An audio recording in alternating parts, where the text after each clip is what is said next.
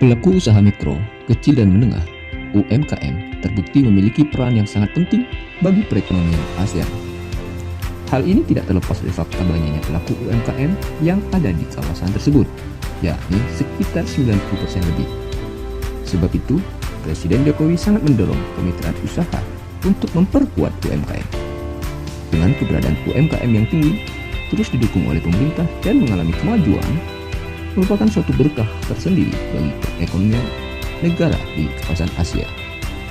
Di Indonesia sendiri, di bawah kepemimpinan Presiden Jokowi, jumlah pelaku usaha mikro, kecil dan menengah cukup besar dan keberadaannya sangat krusial bagi perekonomian nasional. Untuk saat ini, kurang lebih jumlah pelaku UMKM di Indonesia adalah 65 juta. Hal ini seperti disampaikan oleh Presiden Jokowi di dalam pertemuan pemimpin ASEAN dengan ASEAN Business Advisory Council atau ASEAN BAC di Hotel Sokra, Phnom Penh. Tumbuh suburnya pelaku UMKM di Indonesia menunjukkan beberapa hal.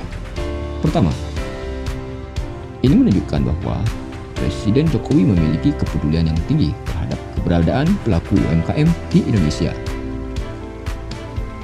Bahkan pemerintah mendorong BUMN untuk menjadi pendukung utama dan penting bagi UMKM. Kedua, Presiden Jokowi memiliki strategi yang tepat dalam mendukung UMKM dan memfasilitasi pertumbuhan UMKM. Strategi pemerintah adaptif dengan perkembangan ekonomi masa depan yang berbasis digital. Upaya ke sana terlihat dari kebijakan digitalisasi UMKM atau memfasilitasi UMKM lewat PADI atau Pasar Digital UMKM. Strategi ini bukan hanya memudahkan akses pelaku UMKM terhadap pasar, tapi juga berbagai bantuan yang dibutuhkan oleh pelaku UMKM seperti permodalan untuk dibantu oleh pemerintah. Lewat berbagai strategi di atas, pemerintah Indonesia telah menyediakan ekosistem yang kondusif bagi perkembangan dan kemajuan UMKM nasional, sehingga tidak heran apabila Indonesia termasuk negara di kawasan ASEAN yang memiliki pelaku UMKM yang sangat tinggi. Kedua, Jokowi mengingatkan perlunya kewaspadaan bagi kawasan ASEAN. Hal ini sebagai kesiagaan untuk menghadapi gelombang krisis yang tidak terprediksi dan menghantam dunia global. Kesiagaan itu adalah dengan cara terus memperkuat kemitraan dunia usaha. Untuk jangka pendek, tawaran strategis dari Presiden Jokowi adalah mendorong penguatan resiliensi ekonomi ASEAN.